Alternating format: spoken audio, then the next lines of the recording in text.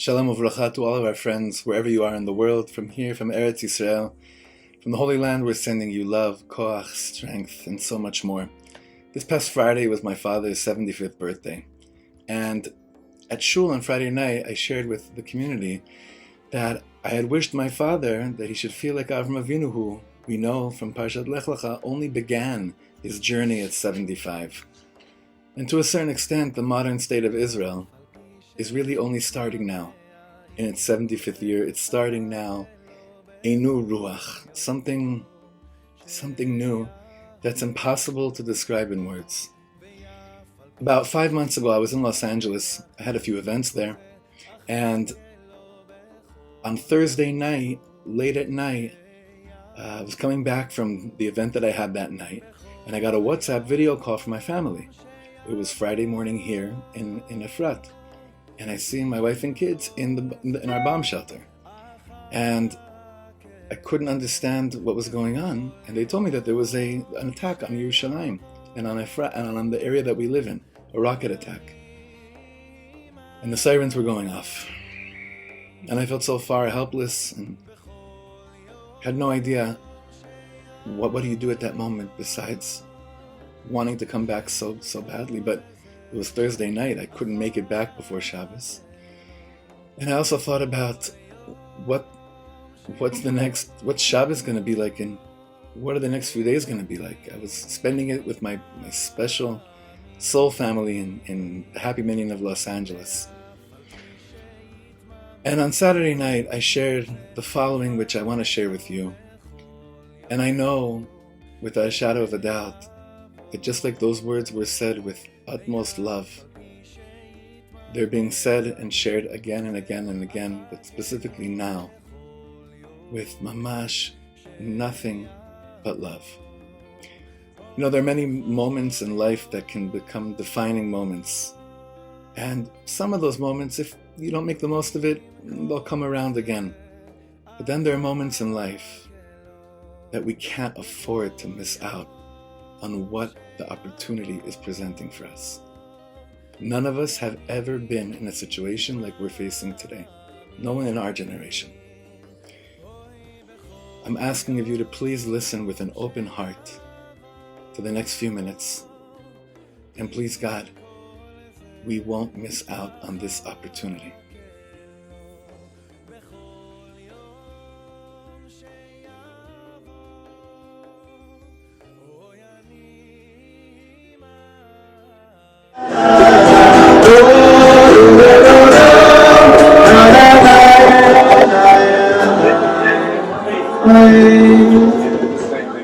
So what do you think it sounded like when the Kohen Gadol was in the Kodesh Kodashim, friends?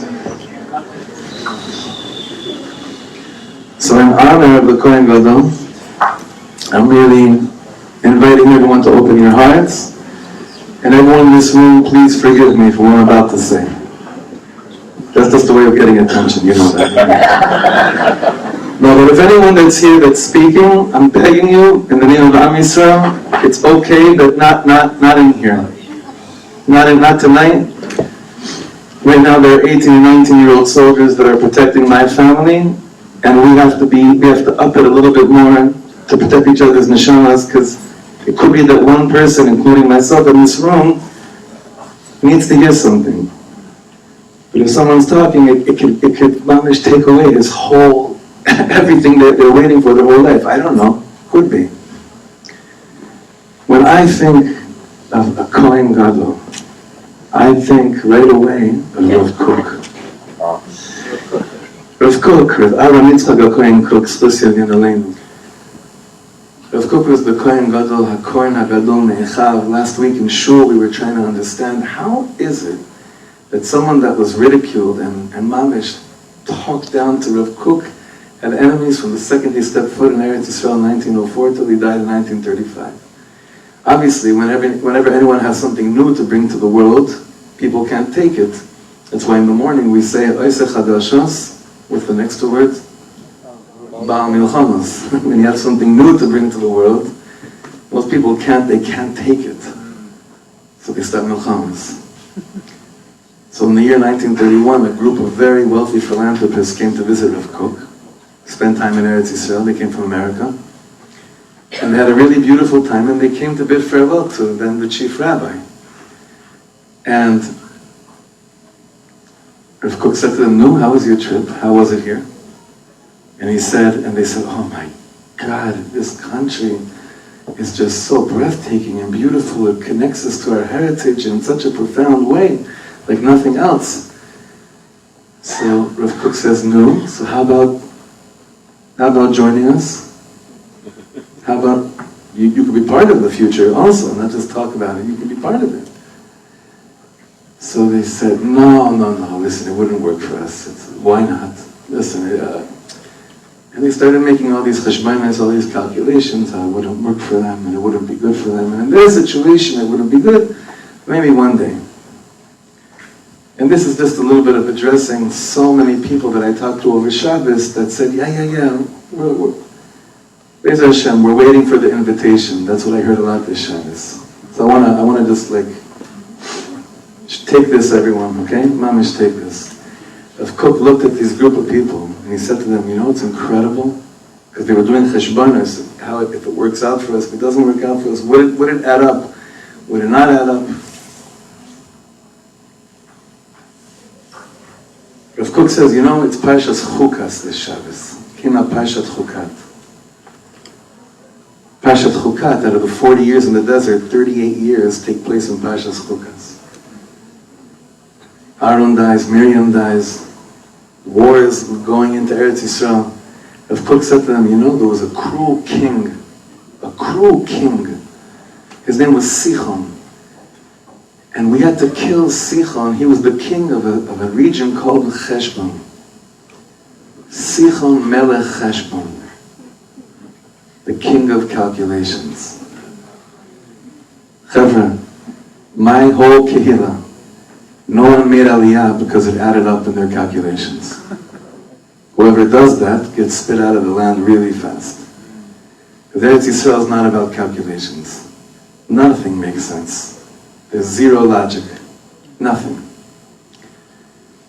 I've shared this story many times, and the greatest nachas I've ever gotten from pictures of people that are packing up their lifts in Boston or in Chicago. They add on a sword emoji, and they said, Shechting Sichon. They write me on the picture of the lift, taking their possessions, going back home. Why am I sharing it with you now, not just as a cute word?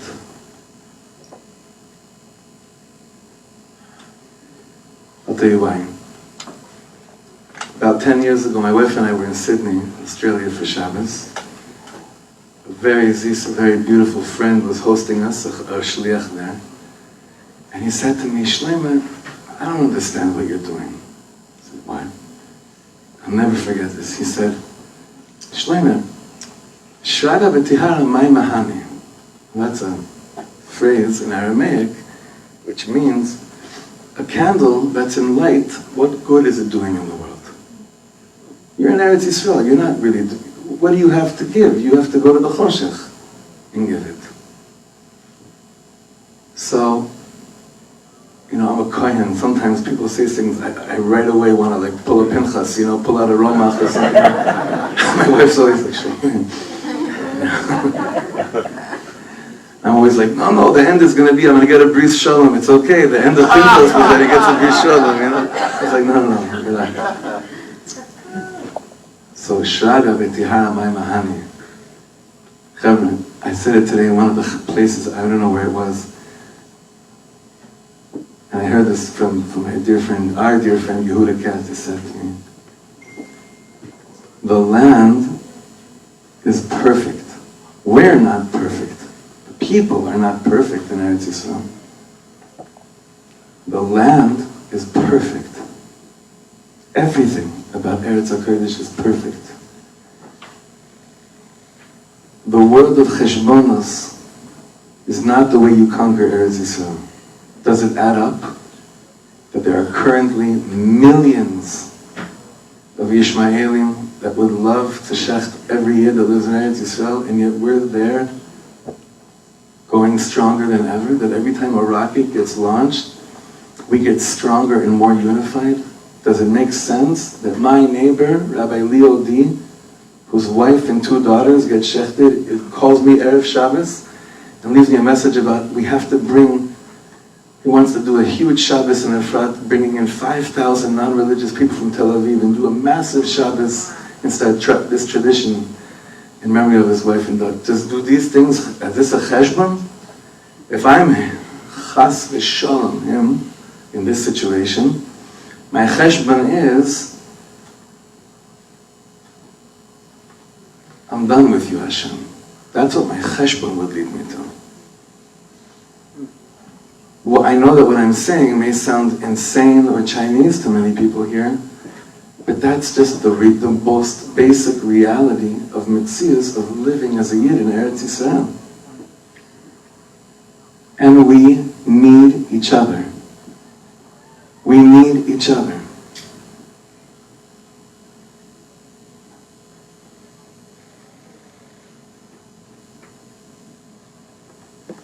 So let's learn for a second. What is going on right now in Eretz Yisrael? What's going on in the world? What I'm saying is based on the Gra, it's based on the Kisvei Arizal. This is not my chidushim.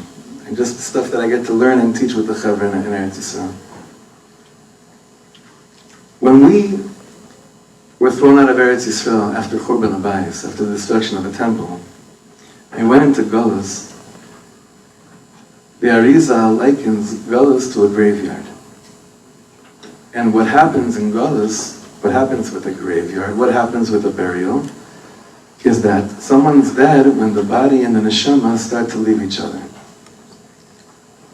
Somehow, miraculously, again, not based on any logic, after 2,000 years, Hashem opened up the gates, and Am Yisrael started coming home. So we left the graveyard, and we started coming into what's called Eretz HaChaim, the land of being alive.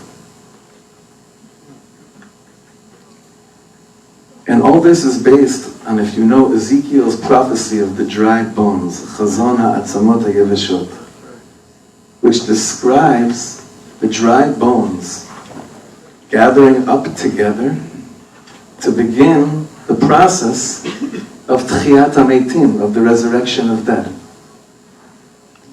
Now there's one thing that we're still really missing on a national level, because it needs to be the whole body intact together for it to happen. You see, for Tchiyat HaMeitim to happen, you need to have all the bones together. And according to the Arizal, you and I are part of what's called Sod Guf Echad, the secret of one body. So Tchiyat HaMeitim can't really happen the way that it's waiting to happen until the bones, the dry bones, are together, are back together. And once the dry bones get back together, there's a word that then is going to happen, and that's going to be the greatest game changer in the world. And that word is called Ruach. There's going to be a wind, there's going to be a spirit that comes and shakes these bones together, so much so until there'll be Tchiyat HaMeitim, until there'll be the resurrection of dead. Can you imagine if just this room alone of people would choose to move to Eretz Yisrael with the Ruach that this minyan has? Do you know what would happen? Do you know what kind of a role in Tchiyat HaMeitim you would play? We live in a different era, but my mother and my father tell me about what it was like being proud and Jewish in the 60s. Those that were involved in the Triple SJ movement, of the student Soviet struggle. The light of Jewish pride of 1967, 1973. What's our 1967 moment of this story? What is it? What is it going to be? What's left? When I was a kid walking down the street, there were maybe 3 shuls and maybe 4 restaurants. Even BJ, usually you have BCAC, lahavdil. BJ is before Jeff's. There was a time. It existed. People weren't fully themselves, but they managed to exist. I don't understand what's going on over here.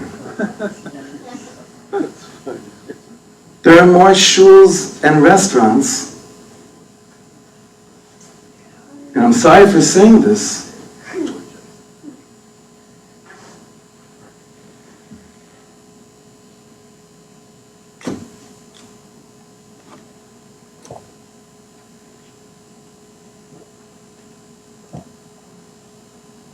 can you imagine if the pride that this kehillah has, what you have here, I don't see anywhere else in the world. The beauty of the people here is, you guys are, I'm telling you, I've been so emotional this whole week. It's just here, there's something going on. There's a ruach. There's a ruach. Hashem gave you it, it's not stam. The ruach here is a key ingredient in the big picture of Tchiyat Am Yisrael in Eretz Yisrael. That's where the future is. And what this chevra could do, I don't know. I feel like it would, I feel like it would be game over, honestly. In a good way, in a good way. In the best way in the world. So like I said last night in shul, up until a few years ago, I'd never had the chutzpah to talk to anyone like this. But I'm not speaking in my name. I'm speaking in the name of my whole community. It's hundreds of people that would say whatever I'm saying right now with even much better, deeper, and definitely sweeter.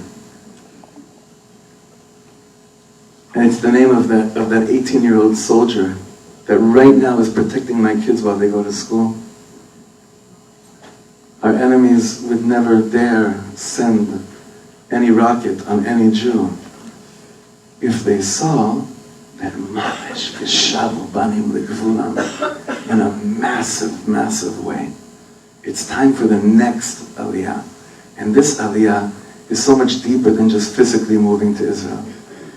It's moving the ruach to Eretz Yisrael. It's the greatest armor in the world. No one can touch us like that. No one. No one. Asian friends. The Meraglim waited for an invitation that made sense to them, and they brought Tisha B'Av to the world. We have the zchut. We have the zchut today to do something that Moshe Rabbeinu wasn't given. We have the privilege today to do something that I know defies all logic. It's the way we're programmed. But we have the zchut today to be a part of the future of the whole world's health. It's not just for us. In the Beis HaMikdash, the Kohen Gadol would say God's name, Shem Hashem Mefarash. You know what would happen to us? To go back to the beginning of what we said? On the one hand, I realized I'm killing Sichon Melech Heshbon. I'm done with him. King of calculations. I'm done with him. I'm done with him. On the other hand, Rabbi Nachman Tzchusya Ganalinu says that what took place in the Beis HaMikdash was when you'd walk inside, you would experience what's called He'aras HaRatzon, He'arat HaRatzon. There's a lot of different explanations. I'm giving it to you the way Rav Shlomo explained it. He'arat HaRatzon, the illumination of will. You know what happened to you when you went into Beis HaMikdash and you hear the Levi singing a nigun and you see the Kohen waiting for you with a knife? He's not waiting for you with a knife, but you know what I mean. He's waiting with this knife for the korban. You know what happened to you? You would have a shining, bright sense of what you wanted from life. He'arat haratzon. You actually knew what you wanted. You knew what God wanted of you, and you knew what you wanted of you. There were no questions. There were no questions. The bright light that's shining from Beis HaMikdash is already radiating all over the country. All over the country. The whole world is waiting for Am Yisrael to be Am Yisrael in Eretz Yisrael. So I just want to extend that invitation again on behalf of everyone that I know, and to let you guys know that not any of us in the country are any better than anyone here, but the land is. But the land is. Eretz asher einei Hashem Elokecha ba. The land is the land itself, only because of one reason. Because Hashem said so. There's no other reason. Just because Hashem said so. And please God, praise Hashem. There'll be enough chevra here right now that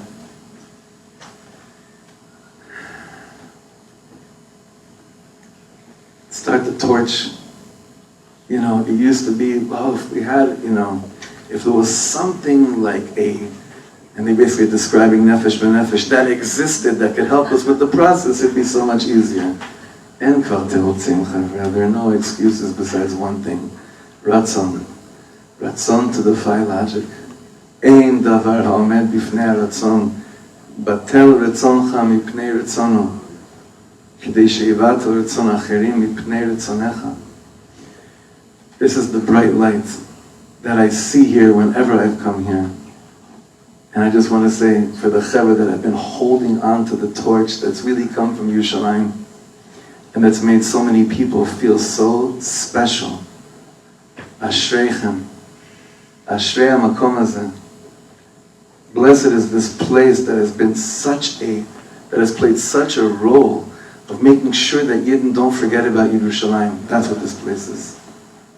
When you tell someone, you instill within them that they're special, what you're really doing is, Im eshkachech Yerushalayim, tishkach yamini. You've brought Yerushalayim to so many people. You've made them not forget. You've made them keep the shvuah, to keep the oath. I swear. If I forget Yerushalayim, and I forget my whole existence. This has been happening here for years, and also many other places. Just that I spent most of my time. It's already a long time ago. I moved already 21 years ago, but it's still here. You know, it's mamish here.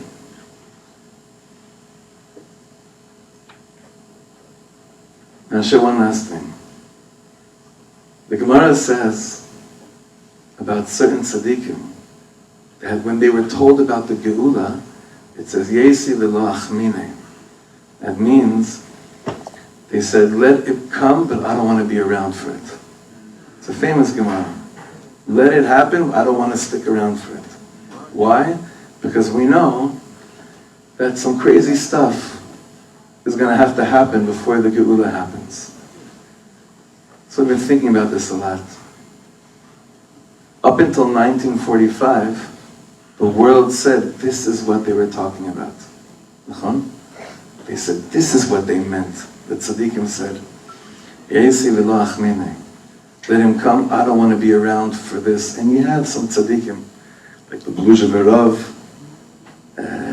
who else was it? I forget, it was 2 or 3 others that I remember hearing that they were speaking about this in 1933, 1934. They were saying, I don't want to stay around this. I don't think that's the period they were talking about. I think the period that the tzaddikim were talking about where they said, let Mashiach come, but I can't be around it because it's going to be too confusing, is actually the period that we're in right now. Because mitzad echad, we're back, but mitzad sheni, and I'm the first to say this, the leadership of the current state of Israel is not exactly as Shivas Tzion Hayinu Kechol. This is not really what we've been dreaming about, the way that it's being handled for a long time already. Even the spiritual leadership, dare I say so? So it's such a confusing thing of like, wow, Our grandparents went through gas chambers. As I've shared with you so many times, my grandmother, my father's mother, her Yahrzeit was just last week. She jumps off the train on the way to Auschwitz. Her great-grandchildren are being born in Yerushalayim. So it's kind of like Mashiach's here, but Yidden are still getting killed in the streets of everywhere. And there's still a massive growth of diaspora Jewry. So how could it be that Mashiach didn't come in 1945 or 1948 or 1967 or 1973 or every single day since then? It's the most confusing thing in the world. Yesi v'lo achmine. I don't want to be around this balagan. It's too much of a balagan. And Rav Kook planted the seeds for the youth of today to answer back the tzaddikim from the Gemara and saying, I know that on the surface it looks like this. It looks like it doesn't add up at all. But that's the whole thing, is that if you're waiting for things to add up, you'll go back into Gullus for 2,000 years. We're not waiting for things to add up. We're just waiting to listen to our own neshama. Like a very holy poet sings, I could hear my mother calling me. I could hear my mother calling, come back to me now. I can hear my mother calling me. I can hear my mother calling me, come back to me now.